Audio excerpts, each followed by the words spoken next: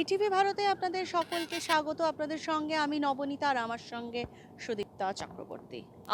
আরও একবার ইটিভি ভারতে স্বাগত। থ্যাংক ইউ, আবার দেখা হয়েছে। একদম সবসময় দেখা হবে, আরও হবে দেখা। এবার তৃতীয়, সেখানে আমরা মানে দেখতে পাচ্ছি যে সন্দীপন মানে জয়দার স্ত্রীর চরিত্রে তুমি শর্মিলা। বাকিটা একটু বলবে যদি চরিত্রটা বলা যায়? সন্দীপনের স্ত্রী শর্মিলা, সন্দীপন অ্যাড এজেন্সিতে কাজ করে, মানে ওই নিজে হেড করে। আর শর্মিলার নিজে ফ্যাশন নিয়ে পড়াশোনা করেছে, ফ্যাশন নিয়ে কাজ করতে চায়, নিজের বুটিক চালায়, শি ইজ অ্যান অন্টারপ্রেনার। বুটিকটাকে এক্সপ্যান্ড করতে চায়, ব্যাংক লোনের ব্যবস্থা করছে, ফান্ডিংয়ের ব্যবস্থা করছে, শ্বশুরের যত্ন করে, বরের যত্ন করে ইত্যাদি। আহ, এবং তার তার তার ম্যারিটাল স্টেটাসটা খুব হ্যাপি নয়, সেই কারণে সে ডিস্টার্বড একটু তার তার বিবাহিত সম্পর্কের জায়গা থেকে। তো সেটাকে সলভ করার চেষ্টা করে খানিকটা। ভীষণই চাপের মধ্যে, দায়িত্বের মধ্যে কাটছে শর্মিলার জীবন। সেটা তো 11ই নভেম্বর আমরা দেখতে পাবোই। কিন্তু আমি সুদীপ্তার কাছে জানতে চাইবো যে এই যে মানে জার্নিটা ছিল, ছবির শুটিং, অফার পাওয়া চরিত্রটার জন্য, সব নিয়ে অনিমেষ বসুর সঙ্গে প্রথম কাজ, জয়দার সঙ্গে প্রথম কাজ, এটা জয়দা আমাকে বলছিল যে আমার খুব দুর্ভাগ্য যে সুদীপ্তার সঙ্গে আমার এটা প্রথম কাজ, আরও কাজ আগে হওয়া উচিত ছিল। এবার এই আমার এতগুলো প্রশ্নের একটা উত্তর দাও। আমারও দুর্ভাগ্য যে জয়ের সঙ্গে আমি আগে কখনো অভিনয় করিনি। জয়কে এত বছর ধরে দেখছি বাংলা ছবি, হিন্দি ছবি, নাটক। জয় যদিও বম্বে বেসড, কিন্তু ওখানকার সমস্ত প্লেই তো কলকাতায় শো করতে আসে, এবং প্রায় সব নাটকই ওর আমার দেখা। বড় বড় অ্যাক্টরদের সঙ্গে ও প্লেতে অভিনয় করে, কত ভালো ভালো সিনেমায় অভিনয় করেছে, বাংলা ছবি তো প্রচুর করেছে। সত্যি কেন এতদিন আমাদের একসঙ্গে কাজ হয়নি আমি জানি না। সত্যি আমারও সৌভাগ্য যে জয়ের সঙ্গে এই ছবিতে আমরা অভিনয় করার সুযোগ পেয়েছি। দ্বিতীয়ত হ্যাঁ, অনিমেষ যখন আমাকে স্ক্রিপ্টটা শোনা, আমি চিনতাম না অনিমেষকে। ওরও একটা বিজ্ঞাপনের ব্যাকগ্রাউন্ড আছে, এডিটিংয়ের ব্যাকগ্রাউন্ড আছে।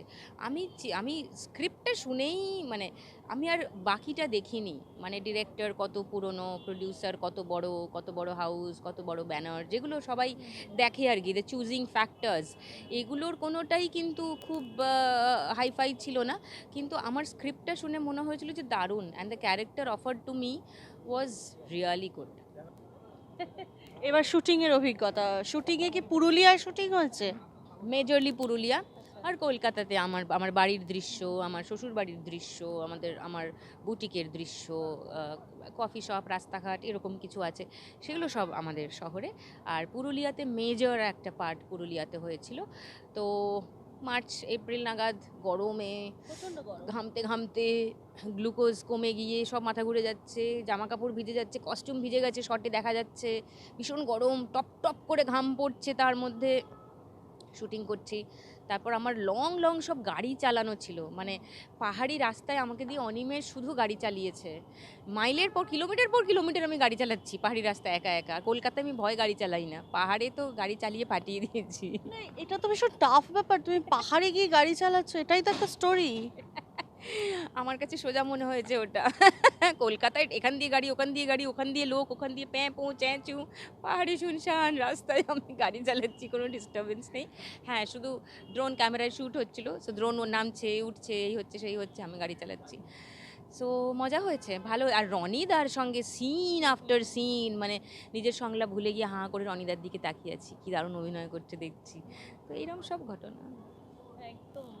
তো তৃতীয় নিয়ে তো অনেক গল্প শোনা হলো, এবার একটু রান্নার গল্প শোনা যাক, কেননা রান্নাঘরের গপ্প, সেখানে গপ্প শোনাচ্ছে, রান্না শেখাচ্ছে রান্নাঘরের রানী সুদীপ্তা চক্রবর্তী। এখন এই মরেছি। কি সুন্দর সাজছে, সব থেকে বড় কথা প্রত্যেকটা ড্রেস, প্রত্যেকটা, আর তোমার কথা নিয়ে সেই আগেই আমি একদিন বলছিলাম একটু রেডি হয়ে আসতে হয়, তো যাই হোক, এবার বলো ওটা কীরকম চলছে?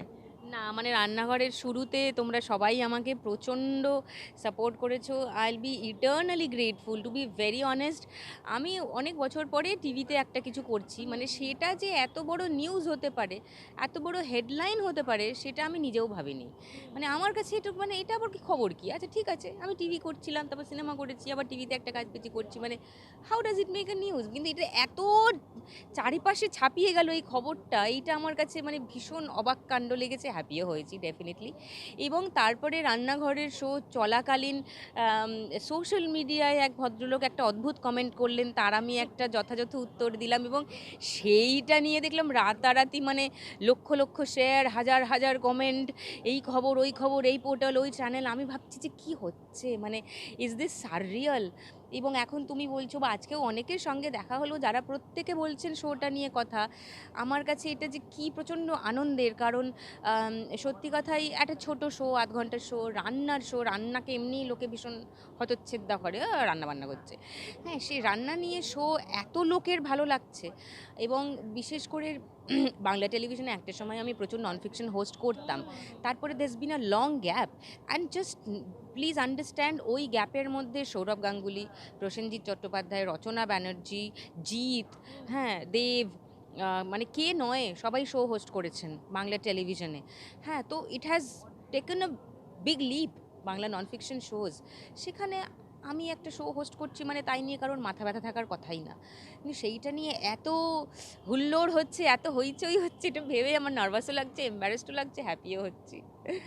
না, আমি তো বলবো যে সুদীপ্তা চক্রবর্তীর অভিনয়ের পাশাপাশি সুদীপ্তা চক্রবর্তীর সঞ্চালনা দেখতে দর্শক পছন্দ করে, আমার অন্তত এটা মনে হয়, এবং দর্শকেরও সেটাই মনে হয়। তোমার সঞ্চালনাটা অনেক দিন ধরে কিন্তু দর্শক মিস করেছে।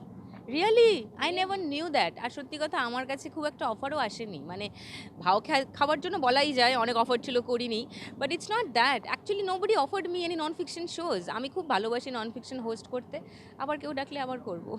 আপাতত তো রান্নাঘরে মন দেবো। একদম। তো এবার টেলিভিশনে কি আর পাওয়া যাবে? কেননা শেষ পুণ্যিপুকুর, তারপরে আর কি না তো? না, আমি বোধহয়, না, বিন্নি ধানের খই। হ্যাঁ, আমি শেষ বেন্নি ধানের খই, তারপরে মোহনা না কি একটা সিরিয়াল হতো রবিদার, সেটাতে আমি একটা 1 মাস না 2 মাসের, বউ কথা কও তো আমি 1-2 মাসের একটা অ্যাপিয়ারেন্স করেছিলাম। তারপরে আর টেলিভিশনে মেগা সিরিয়াল আমার করা হয়নি। ভূমিকন্যা করেছিলাম, but for a very stipulated period of time. এখন তো রোজ 5টার সময় এমনিই আমাকে টিভিতে দেখা যাচ্ছে, তো সেইটা আগে জমুক, লোকজন সেটাতে একটু থিতু হন। আমি একটু এক্সক্লুসিভিটি বজায় রাখতে বরাবরই ভালোবাসি। একসঙ্গে অনেক জায়গায় দেখা গেলে লোকজনও কনফিউজড হয়ে যাবে কোনটা দেখবো। অনেকে তো শেখাচ্ছ, পরবর্তী প্রজন্মও তৈরি করছো তুমি। তো এবার বলো, কি বুঝছো আজকের দিনের মানে বিভিন্ন বয়সের ছেলে মেয়েদের শেখাচ্ছ বা মানুষজনকে শেখাচ্ছ, কি বুঝছো অভিনয় নিয়ে তাদের ভেতরকার? আহ, জানার ইচ্ছে কম, শেখার ইচ্ছে কম, জানেও কম। আহ, কিছু একটা হয়ে যাবার ইচ্ছে আছে, অনেক টাকা রোজগার করব, অনেক বিখ্যাত হয়ে যাব তাড়াতাড়ি, অনেক এই হবে ওই হবে সেই হবে। এবার এই জায়গা থেকে মোল্ড করে মাথাগুলোকে আগে কনভিন্স করতে হচ্ছে যে ভাই আগে পড়াশোনা করো, আগে দেখো, আগে পড়ো, আগে জানো, আগে বিষয়টা বোঝো। অভিনয়টা তো it's a serious issue, it's not a joke. হ্যাঁ, ইউ হ্যাভ টু আন্ডারস্ট্যান্ড। হ্যাঁ, বা আমরা যে রাস্তায় হাঁটছি সেই রাস্তা হেঁটে এসছেন কারা, তাদেরকে চেনো। মানে আমার কাছে ছাত্রছাত্রী আসছে, তারা রবি ঘোষের নাম জানে না, তারা পথের পাঁচালী দেখেনি, বা গুপি গাইন বাঘা বাইন দেখেনি, হ্যাঁ, বা কি বলবো, মানে মৃণাল সেনের ছবি দেখেনি, ঋত্বিক ঘটক তো নামই শোনেনি হয়তো, বা নাটক দেখে না, কলকাতায় যে একাডেমি অফ ফাইন্যান্স বলে একটা জায়গা আছে তাই জানে না, কোনোদিন রবীন্দ্র সদনে ঢোকেনি। মানে এই রকম সব ছেলেমেয়েরা আসছে অভিনয় করতে। হ্যাঁ, তো এবার আমি তাদের দোষ দিই না, একটাই কারণে, তাদেরকে কেউ দেখায়নি। তো ঠিক আছে, better late than never. So আমি সেই কাজটা করছি, ওদের দেখাচ্ছি। এখন আমরা দলবল একসঙ্গে নিয়ে সিনেমা দেখতে যাই, ভালো সিনেমা দেখতে যাই, মানে খুব ওয়াইডলি, এই যে অনেক টাকা পয়সা খরচা করে প্রমোশন করে যে ছবিগুলো আসে, সেগুলো ছাড়াও তো প্রচুর ছবি, ইন্ডিপেন্ডেন্ট ফিল্ম যেগুলো রিলিজ হয়, যেগুলো ভালো কন্টেন্ট, ভালো ছবি, শুধু প্রচারের অভাবে লোকে দেখে না, সেই সব ছবি আমরা একটু বেশি দেখি। আমি জানি বাকিগুলো ওরা দেখেই নেবে। হ্যাঁ, আমি এত কনফিডেন্ট যে আমার ছাত্রছাত্রীদের নিয়ে একসঙ্গে টিকিট কেটে আমরা সেই ছবিগুলো দেখি, নাটক দেখতে যাই, নাটকের খবর আমাদের গ্রুপে ফরওয়ার্ড হয়, মধুসূদনে কী শো আছে, গিরিশ মঞ্চে কী আছে, একাডেমিতে কী চলছে, রবীন্দ্র সদনে কী আছে, শিশির মঞ্চে কী আছে, সারাক্ষণ সবাই জানছে, সবাই যাচ্ছে, নাটক দেখছে। সো আই এম হ্যাপি যে কোথাও একটা গিয়ে ওদের রিয়েলাইজ করাতে পেরেছি যে বিষয়টার মধ্যে ঢুকতে হবে, ওপর বার্ড ভিউ থেকে কিছু হবে না। শেখানোর দায়িত্বে তো সুদীপ্তা চক্রবর্তী রয়েছেন। আর তৃতীয় আসছে 11ই নভেম্বর, আমি তো দেখবো, আপনারাও নিশ্চয়ই দেখবেন। ক্যামেরায় ধীমান হালদারের সঙ্গে নবনীতা দত্তগুপ্ত, ইটিভি ভারত, কলকাতা।